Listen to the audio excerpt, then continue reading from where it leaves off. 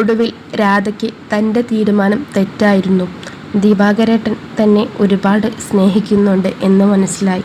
പക്ഷേ അതിനോട് പൊരുത്തപ്പെടാൻ രാധയ്ക്ക് കുറച്ചുകൂടി സമയം വേണ്ടി വന്നു. അങ്ങനെ ആ റെയിൽപാളത്തിൽ നിന്നും രാധയെ ദിവാകരൻ തൻ്റെ വീട്ടിലോട്ട് കൊണ്ടുപോയി. രാധ കൂടി വീട്ടിലോട്ട് വന്നപ്പോൾ ദിവാകരന് മനസ്സിലായി വീടിന് വളരെ സൗകര്യം കുറവാണ് എന്ന്.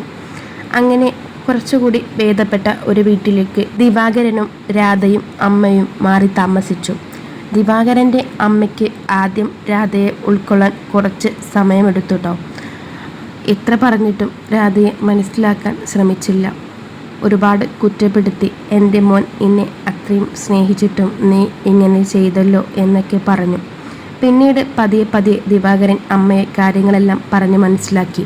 രാധ തന്നോട് പൊരുത്തപ്പെട്ട് വരുന്നതുവരെ ദിവാകരൻ രാധയെ വിവാഹത്തിന് നിർബന്ധിച്ചില്ല. രാധ പഠിക്കാൻ നല്ല കഴിവുള്ള കുട്ടിയായിരുന്നല്ലോ. 10ാം ക്ലാസ്സിൽ നല്ല മാർക്കോടുകൂടിയാണ് രാധ പാസ്സായത്.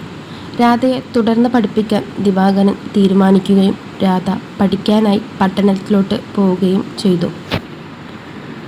അവിടെ വെച്ച് രാധയ്ക്ക് നല്ലൊരു കൂട്ടുകാരിയെ കിട്ടി. പഠിപ്പിനോടൊപ്പം തന്നെ തൻ്റെ കലയായ സംഗീതം രാധ മുന്നോട്ട് കൊണ്ടുപോകുന്നുണ്ടായിരുന്നു. ദിവാകരൻ ഒന്നിനും എതിർപ്പില്ലായിരുന്നു. രാധയുടെ കൂടെ എല്ലാത്തിനും സപ്പോർട്ടായി ദിവാകരൻ ഉണ്ടായിരുന്നു. എന്നാൽ സംഗീതത്തിനോടൊപ്പം തന്നെ പഠിപ്പും രാധ മുന്നോട്ട് കൊണ്ടുപോയിരുന്നു. കഴിഞ്ഞുപോയ സംഭവങ്ങളെല്ലാം പരമാവധി ഓർക്കാതിരിക്കാൻ ശ്രമിച്ചുകൊണ്ടിരിക്കുകയാണ് രാധ. താൻ ദിവാകരനോട്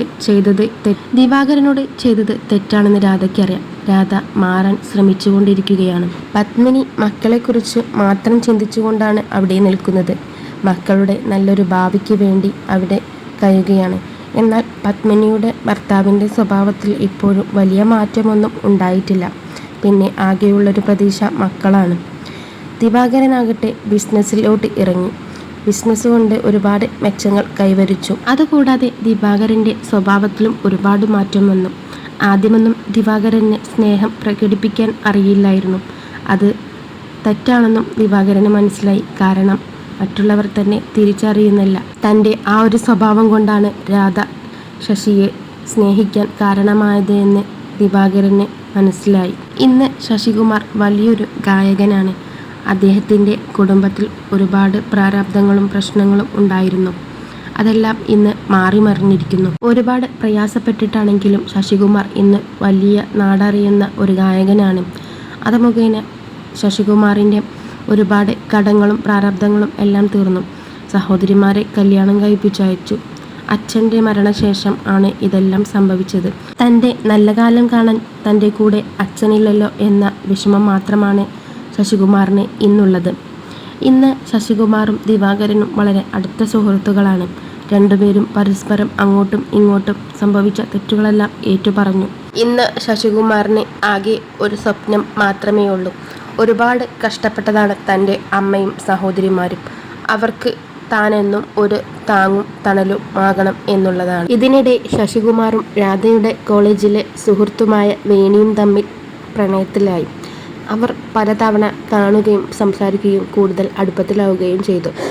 ഈ വിവരം രാധ അറിഞ്ഞു. രാധയ്ക്ക് അതിന് ശേഷം വല്ലാത്തൊരു മനസ്സമാധാനമായിരുന്നു. അതിനുശേഷം ലീവിന് രാധ ദിവാകരൻ്റെ വീട്ടിലോട്ടെത്തുകയും ദിവാകരനോട് നമുക്ക് ഇനി വിവാഹത്തെപ്പറ്റി ചിന്തിക്കാമെന്നും പറഞ്ഞു. ദിവാകരൻ ആകെ അന്താളിച്ചു നിന്നു. സത്യമാണോ എന്ന് ചോദിച്ചു. പൂർണ്ണ മനസ്സോടെ തന്നെയാണോ നീ പറയുന്നത് എന്നും ചോദിച്ചു.